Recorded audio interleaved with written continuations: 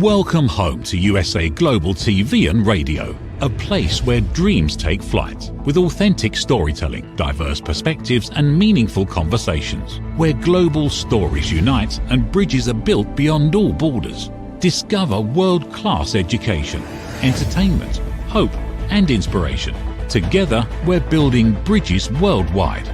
Subscribe to our channel, USA Global TV. Download our app, USA Global TV. Be our guest or join our team. Visit usaglobaltv.com. Thanks to our founder and executive producer, Dr. Jacqueline Kerbeck. Music score by Yeffy Tang from Cloud Road Music.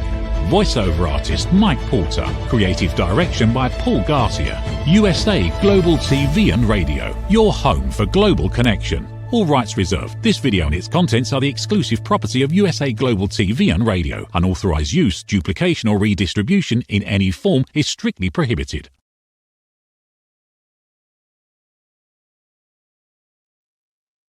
Howdy, y'all. This is Red O'Loughlin. We're on the Wise Ones on the USA Global TV and Radio Network.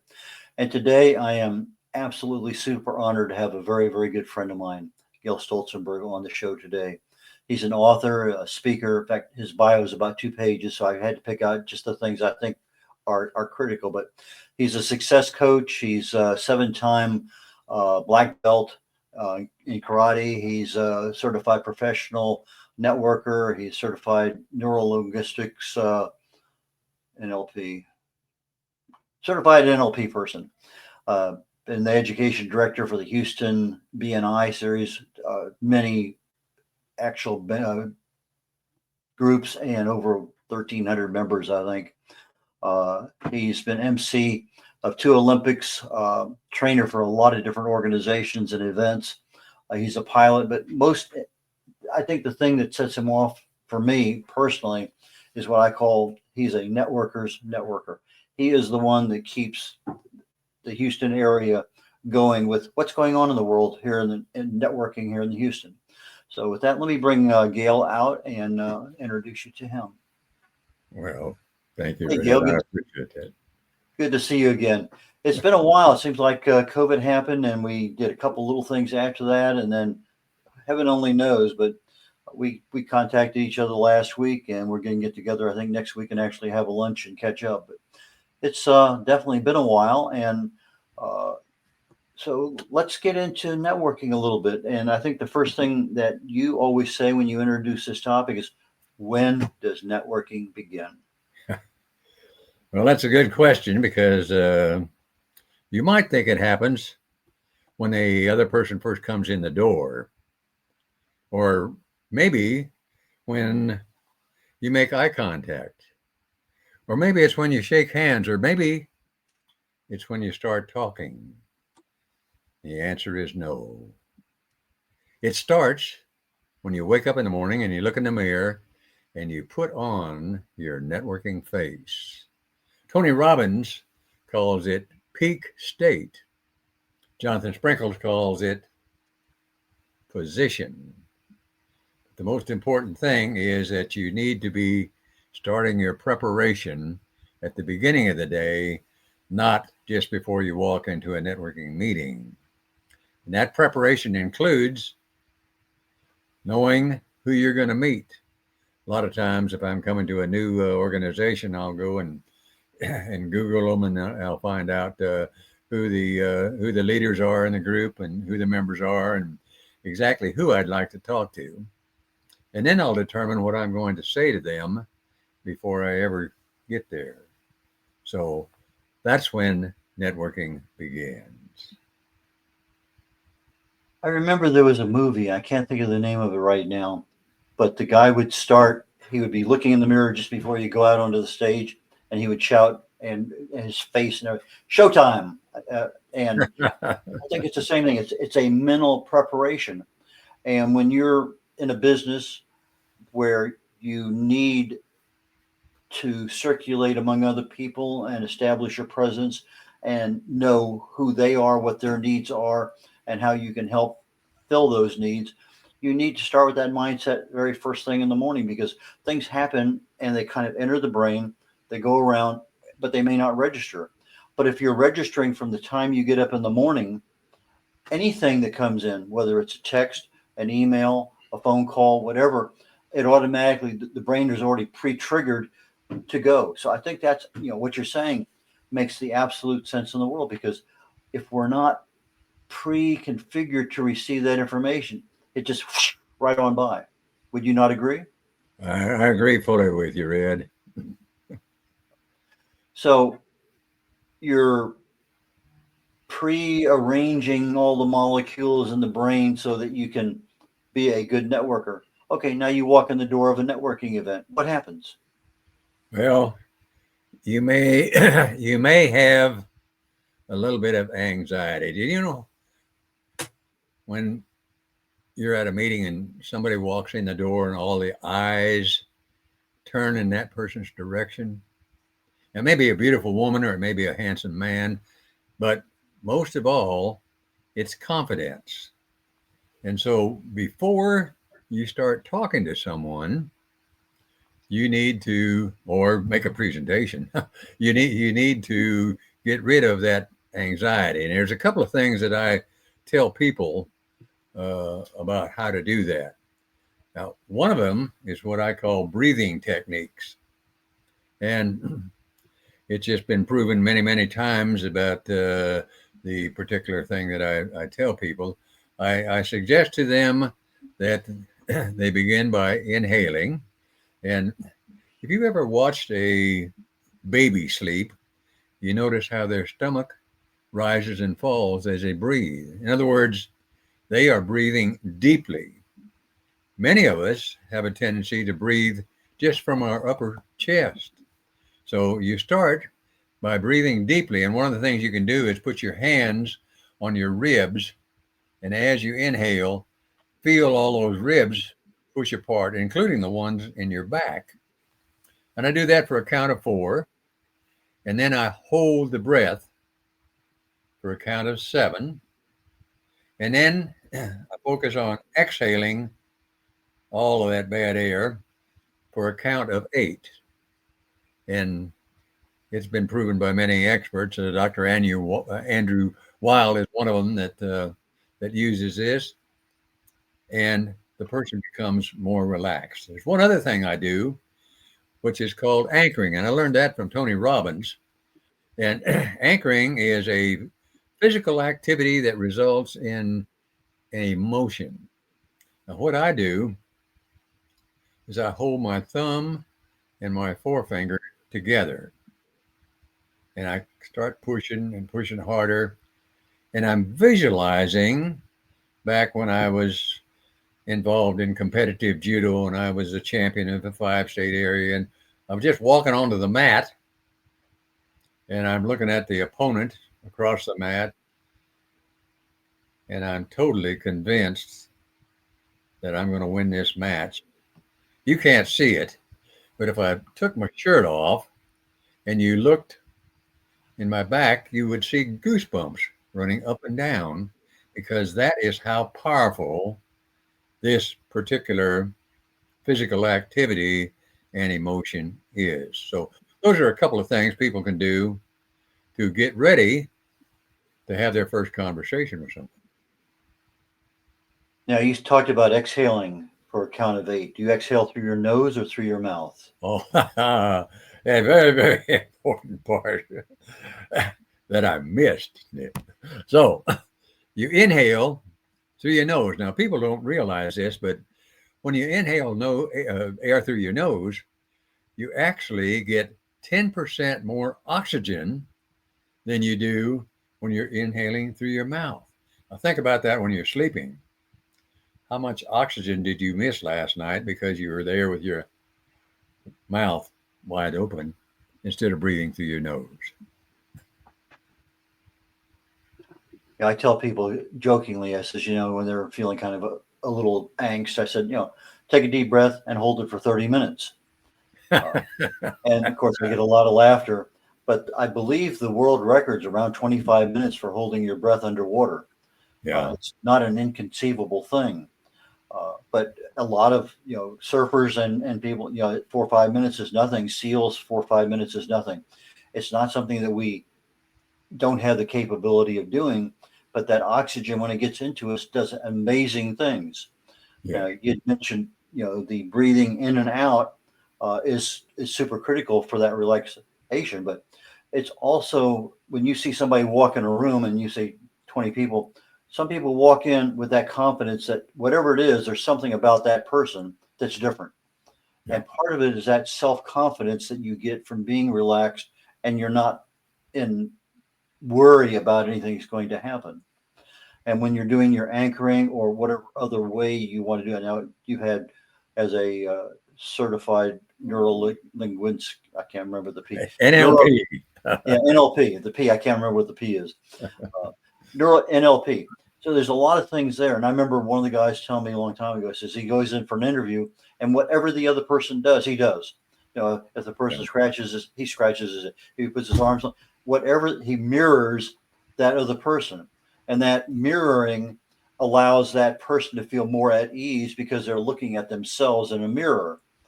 Because if the guy's sitting back in the chair, you sit back in the chair. And it's interesting. NLP has so many aspects to what we're doing, but it's a valuable tool in networking when you're working one-on-one with somebody.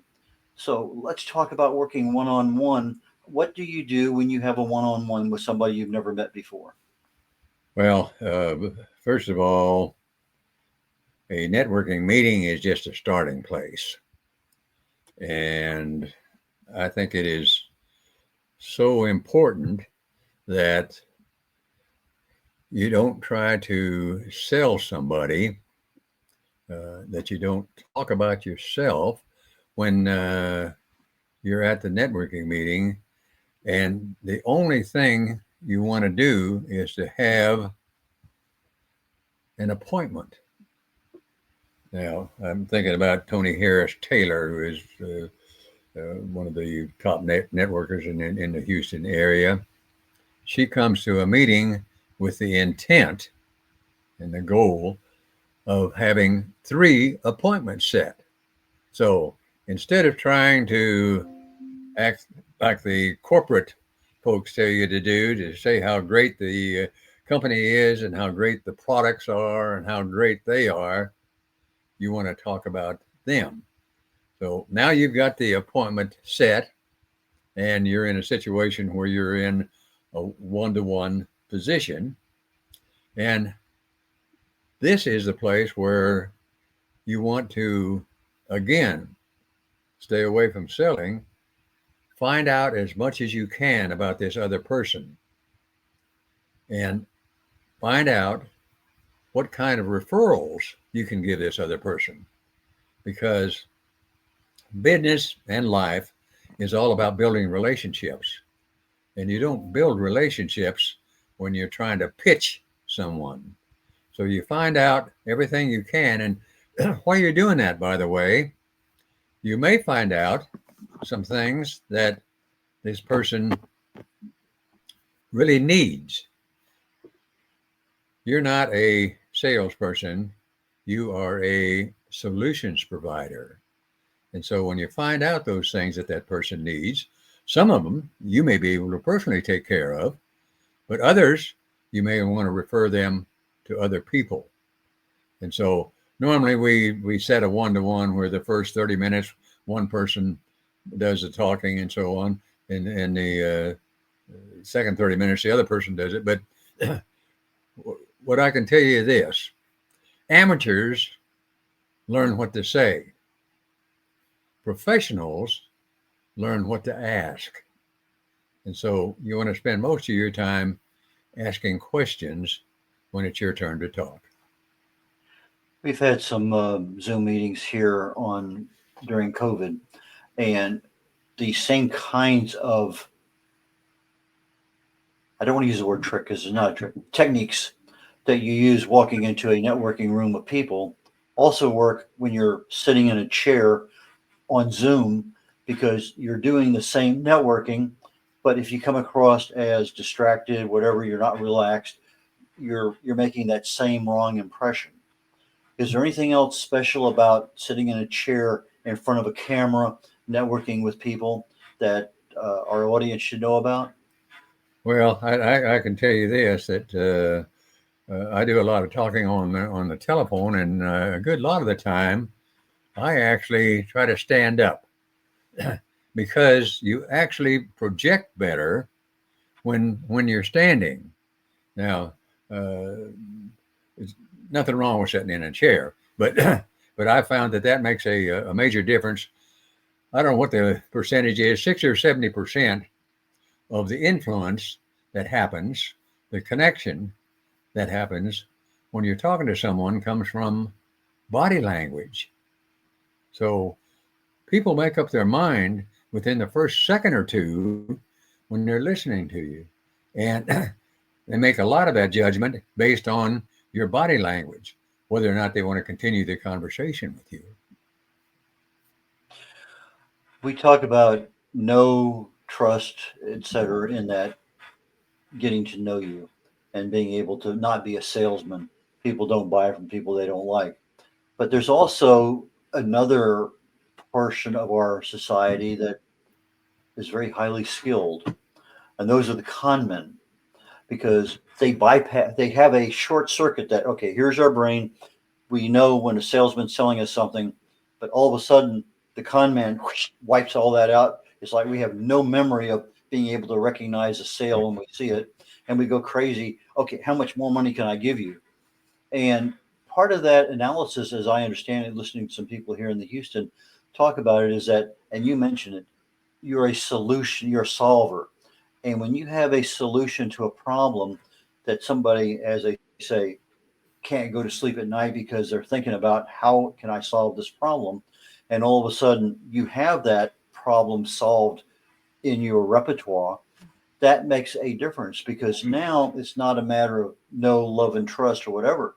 It's a matter of I got a problem I got to solve, and we kind of short circuit what we would normally be very careful about doing.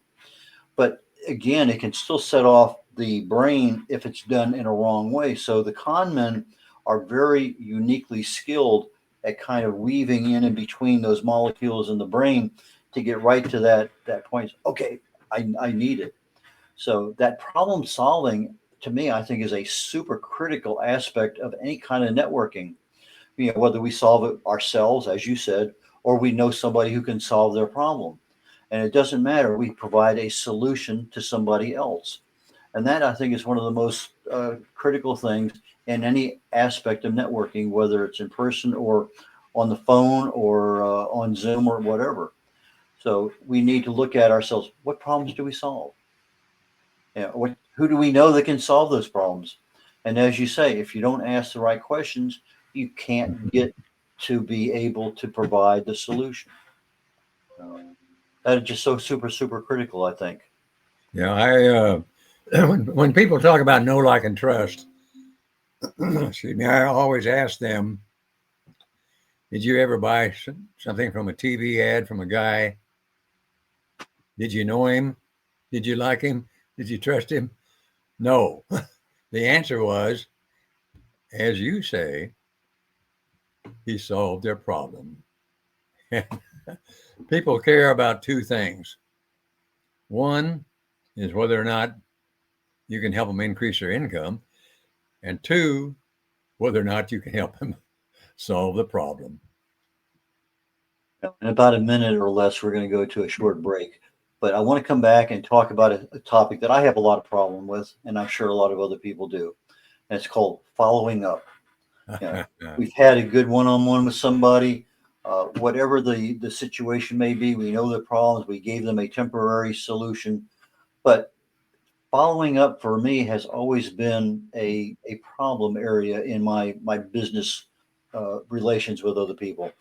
Things get in the way, distractions, life, it doesn't matter. But I'd like to pick that up as a topic when we come back from the Surely. break. So why don't we go to a break now, and we'll be back in about a minute. Very good. Well, maybe we're not going to a break. I don't know. We'll find out in a minute. If not, we'll continue on down the road. All right. So sometimes they're programmed in, sometimes they're not. But right about now, we're at the midpoint. So, and if it doesn't pop over, we're just going to go ahead and continue on. Very Okay, good. Gail, you've had enough time to think about it. Tell us about following up. Well, I was at two networking events yesterday. One of them was a local, it was Katy Business Connection, a local group. We had about 40 people there.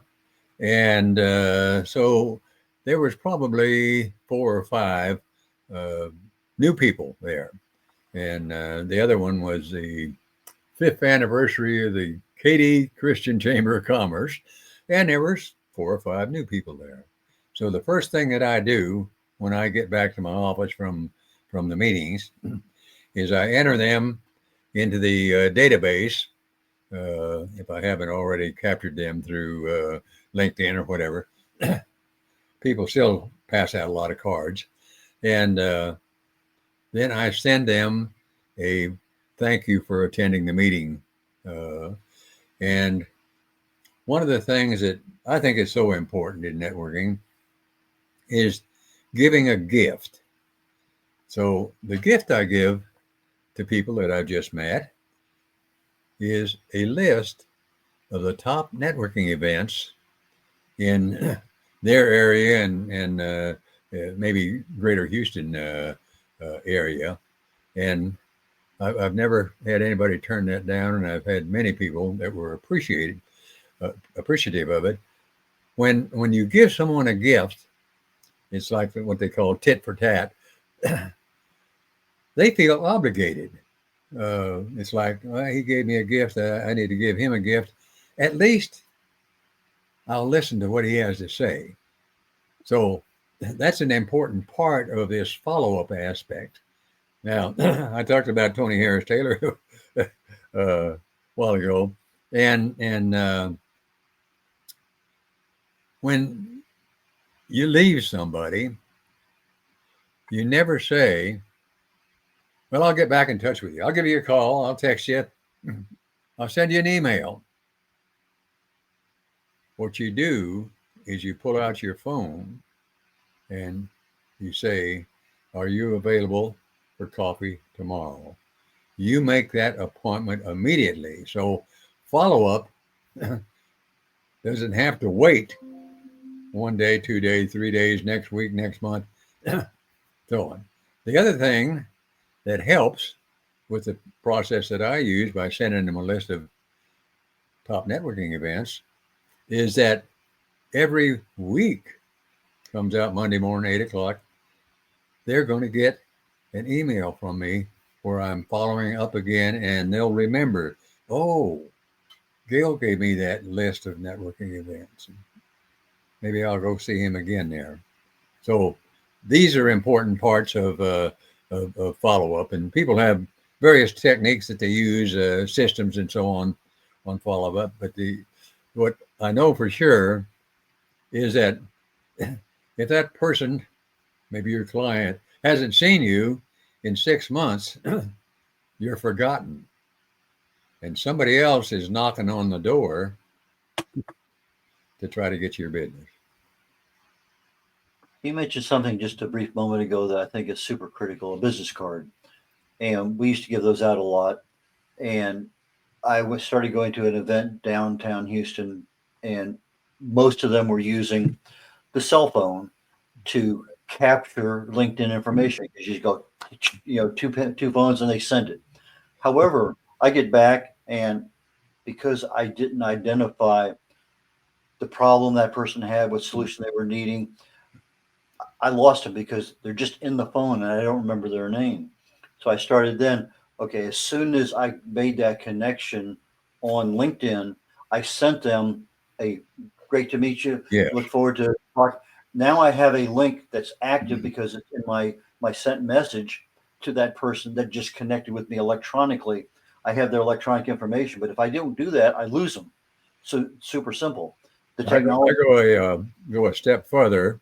In addition to sending them a note, I have a little notepad in my pocket, and I write down things about them that I noted, particularly if it's something that where they have a problem that I can solve for them. So in addition to sending them a message, well, I take notes from every person that I meet. Now, I notice a lot of people on social media in particular, more than anywhere else, but occasionally on other, is that they want to solve a problem they don't even know if you have. They come out and here's this is what I do. It's the first time I've seen you. I have no idea who you are, and now there's nothing in there that I want. But they dumped all over me, and then the other problem I have is that I want to get in touch with somebody. I know they're on social media. I know they have a website, but there's no way to contact them other than going through a calendar. There's no, here's my email, here's my phone number that I would normally have on a business card. Right. For some reason, they're in business. They want to do business, but they funnel you down to one place. And maybe it's just a phone call. Maybe, I'm scheduling somebody for an event today on the TV show here, and I need to contact. All I have is their calendar. I don't have access. Okay, we're starting in 10 minutes. Where are you at? And I find that to be kind of strange. Why would you want to cover up all that information that people want to get in touch with you? Why are you hiding it? Right. And that just seems strange to me. Well, when you meet someone, what does that other person say? What do you say to them? Normally those words are, what do you do? Now, when you say that, that just gives the other person the license to tell you how great the company is, how great the products are, and how great they are. So instead of asking somebody, what do you do? I will ask them questions like, what's going to be your greatest accomplishment this year? Or where else do you network? How did you find out about this place? And we're carrying on a conversation now instead of me trying to sell them something and them trying to sell me something. Yeah. One of the questions that I use, I've mentioned many times on this particular show is, Gail, what do you do for fun? It's a question nobody ever gets asked. And most of them say, well, I work. No, I said, what do you do for fun? What do you do outside of your business life? And that's one of those things that it diffuses the situation. All of a sudden you get from being in an interview kind of environment into a more social environment, because now you're talking, well, I love to fish, or I love to do. Now we're going down a different path, and that conversation evolves more naturally. Right. So you have the, what do you do? Who do you work for? How long? All those basic questions, and we answer them because our brains are all set up to do that. But when you get them outside of that environment, and now you're talking to another part of their brain that's not been really used much, what do I do for fun? And I find that to be a very good way of being able to transition, because now those other things become more natural. As well, how'd you find out about this place? Because if I've asked that question, they're still in the interview mode. Yeah. They haven't transitioned to the social mode. And that's one of the little tricks that I use is, well, what do you do for fun? Because a lot of times I will tell or ask folks, how does your dog know when you're going to give him a bath? And they'll look at me funny, and I say, well, he spends all the time eating, sleeping, playing, and watching you. They learn your mannerisms, and they learn what words you use. And when they hear the words, let's give the dog a bath, well, they dive underneath the couch. Now, you and I are the same way. There are certain words that are spoken. When we hear them, they raise a red flag. Would you like to know what those words are? I, me, mine, we, us, our. Talking about yourself. And so they understand at that point that when people hear I, me, mine, we, us, our, they shut down. Now they're still nodding their head and saying, but they're looking over your shoulder to see who the next person is they're going to meet. And many times I've sat in a networking meeting and I have counted the number of times that people use those words, and I've reached a dozen or more with some people. So eliminating that talking about them instead of yourself is going to be the major hurdle that most people have. When I introduced you today, the third thing I told the audience was that you're a success coach. And I've seen you lately on various things, and you have this thing called the Business Success Academy. I believe that's what it's called. And we wanted to make sure that we had a few minutes to talk about that today. So before the show gets too far down the road and we don't have a chance, why don't we introduce that topic now? And Surely, this came about. A good friend of mine for over 20 years, who just happened to be the one of the world's first podcasters. And I didn't know what a podcast was, but what I found out that today it's one of the most influential medias there are, more than TV or radio or social media or texting or emailing.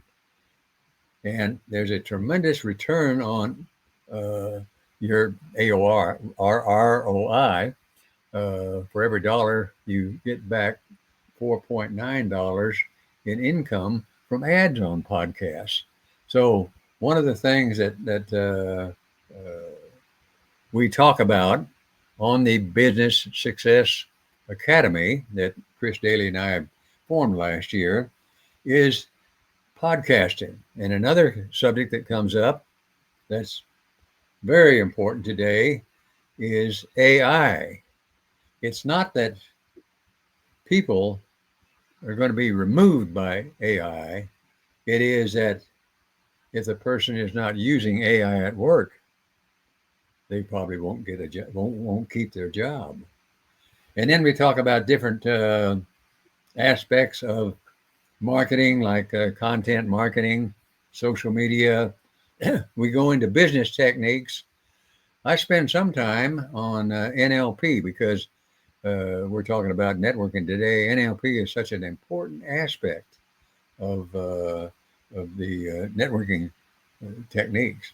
So this is, you can find that, by the way, going to school, SKOOL.com /business-success-academy.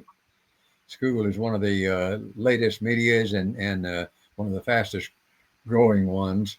And I'm impressed that some of who I call the big players are using school for their businesses. Anyway, stop by and see us. would you repeat that again? The school dot whatever? Surely. School is spelled SKOOL.com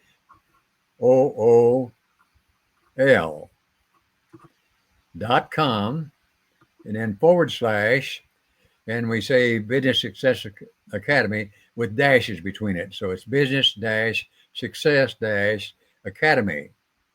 And when you get there, you'll actually have the opportunity. Most groups like this charge a pretty good fee. And at this point, you can actually join that group at no cost. So, heck of a deal. NLP, neuro linguistics programming. I finally figured out what the P was. I'll let my subconscious mind, be challenged by that P. I couldn't think of it. The neuro applies to the brain, the linguistic applies to the language, and the programming applies to the process. When you were talking about AI a moment ago, it dawned on me that if I'm going over to Korea, Singapore, India, it doesn't matter. The language over there, one of the things I always try to do is pick up, how are you? Yes, no, 1, 2, 3, where's the bathroom? 2 beers, Right. all those words that you need as a tourist. And when we start getting involved with AI, we're tourists. We really don't know how to do much. Okay, give me this, it gives it to you. I want 10 things that describe what, and AI gives it back to us. But in order to use it intelligently as a really good tool, because that's all it is a tool, we have to learn how to talk to it.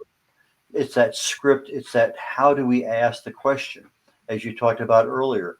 The professionals know what to ask. Well, if you're going to become a professional with AI, you have to know how to ask the question. Yeah, I found prompting out. is a language all its own. Yeah. And when I first started using it, I would say, edit this. So I took a chapter in there, it's like 10 pages, and boom, I get 2 paragraphs. It edited the entire 10 pages down to almost nothing. I learned over time, if I say edit for punctuation, does a great job. Edit for but the Right. word edit in AI language, at least with Chat GPT, does not mean the same thing as edit in our normal vocabulary. So I asked AI, how do I ask the question to get this result? And I've tweaked that 2 or 3 times. And now I have a pretty decent way of having it go in there and do whatever it is. But it's about 4 sentences in order to fully do exactly what I want. So a lot of people say, well, I don't use AI. Well, it's not because it's not a value. You haven't learned the language yet to know of what value it can be for you. And I think that's critical in almost anything. We're talking about networking today. If we don't know the language to use, how can we become better at what we're doing? Or I don't want to go to networking because I don't feel comfortable in groups of people. Well, you put that hat on when you became a business owner or entrepreneur, or you put yourself in that position. Again, our learning is continuous, and we need to know these things. Right. So with that being said, we're almost getting ready to wrap up the show today. Is there any last minute thing you want to say before I give you a chance to tell people how to reach you? One thing. Well, I'm going to tell you 2 things. One thing is you need to be reading books or listening to books or whatever. Books like Networking Like a Pro, which is a fantastic book, and you also need to have a mentor. Every top athlete has a coach, and every businessman has. I've got a bunch of different coaches. I've even got a memory coach. And what you want to do is make use of those individuals to help you grow and move forward. So you can just contact me, and I'll be happy to make suggestions to you for mentors on specific topics, or I'll also send you a list of what I found to be the top books for learning more about networking too. How do people get in touch with you, Gail? The easiest way is just to send me an email. It's Gail, Gail, at Gail Stolzenburg. That's GailStolzenburg.com. Or you can call me at 281-493-1955. And I would tell you to go to my website, but it's under revision right now because I've got a whole bunch of new things that I'm adding on there, particularly things like NLP that are going to be beneficial to folks. But 281-493-1955, you can text me right there. Okay, so for our audio audience, Gail Stolzenburg, Gail, pretty easy. Stolzenburg, I remember it because there's 1 O, 1 E, and 1 U. So Stolzenburg. So, Gail, thank you so very, very much today. I really and truly appreciate it. And please contact Gail because he has so many solutions for problems you don't even know you have. Or he knows who to contact because he has a wealth of people that he knows about and what they do. So, Gail, again, thank you so very much for today. We'll catch you next week for lunch, I believe. Thank you, Red. I appreciate the opportunity. Okay. Red O'Loughlin here, getting ready to wrap up the Wise Ones on the USA Global Global TV and Radio Network. Next is a show called Talking Heads. It's my own show. We usually talk about some aspect of health or wellness. And I am on a series now of what would I do? And it doesn't matter what the topic is. I go into what would I do with that topic, with cancer or some other aspect of aging or longevity or disease. But I want to know today, what do I do about gut health? If your gut health is well, chances are you're going to be pretty good the rest of your life. But if that's upset, you're going to have a lot of problems. And so today, what would I do? Gut health on Talking Heads next on the USA Global TV and Radio Network. Bye, y'all. in a world full of noise, misunderstandings, and interruptions. Master the art of listening with Dr. Jacqueline Kerbeck. Dr. Jacqueline Kerbeck is the listening mentor of USA Global TV and Radio and the Amazon #1 best-selling author of Mastering the Power of Elevated Listening. Elevate your listening. Elevate your life.